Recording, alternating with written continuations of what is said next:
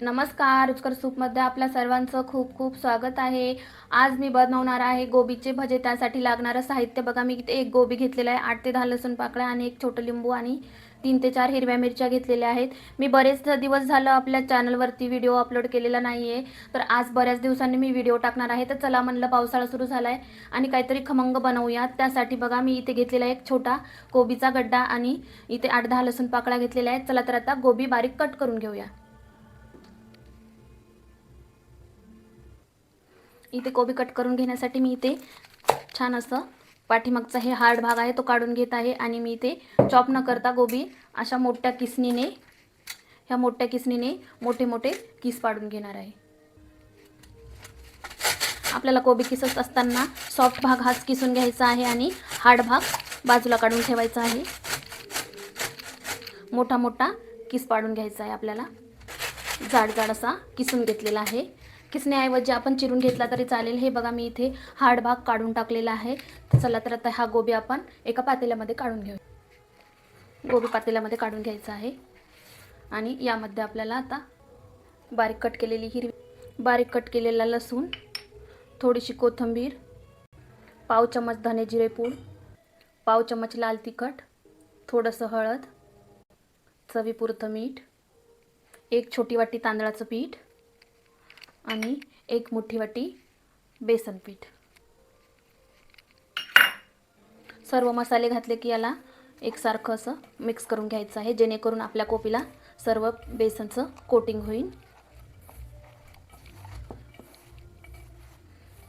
सर्व मिक्स करून झालं की यामध्ये आपण अर्ध्या लिंबाचा रस मिक्स करून घ्यायचा आहे। हे मी लिंबाचं बिया काढून घेतलेले आहेत आणि यामध्ये आता सर्व लिंबू टाकून घेणार आहे।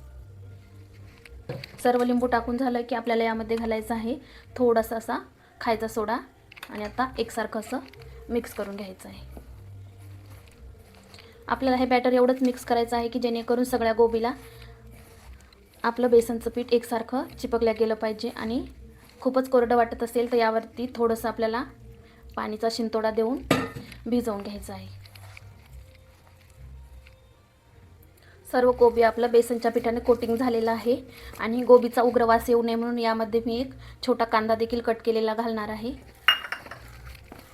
गोबीचा उग्र वास दबण्यासाठी अगोदरच आपण यामध्ये अर्ध लिंबू घालून घेतलेला आहे।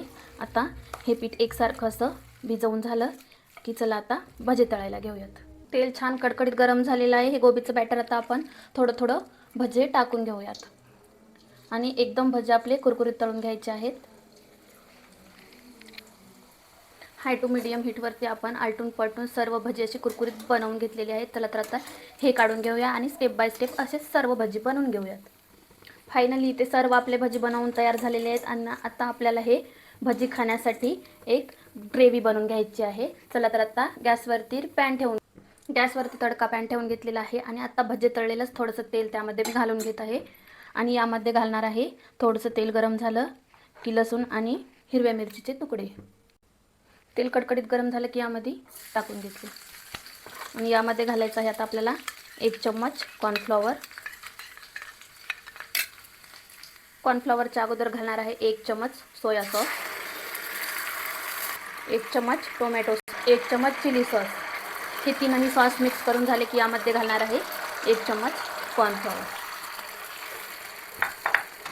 याला छान असं शिजून घ्यायचं आहे। मीठ वगैरे काही अजिबात घालायचं नाही आहे। या सॉसमध्ये अगोदरच मीठ वगैरे सर्व भरपूर प्रमाणात असतं। आता याला छान असं शिजवून घ्यायचं आहे। छानपैकी आपले इथे ग्रेव्ही देखील बनवून तयार आहे। चला तर आता काढून घेऊ। इथे बनवून तयार आहेत आपले गोबीचे कुरकुरीत भजे, तळलेल्या मिरच्या आणि ग्रेव्ही। चला तर आता एक खाऊन बघते। आजची रेसिपी कशी वाटली नक्की कमेंट करून सांगा। अशा साध्या आणि सोप्या रेसिपीसाठी रुचकर सूप या चॅनलला लाईक, शेअर आणि सबस्क्राईब करायला विसरू नका। तोपर्यंत बाय बाय।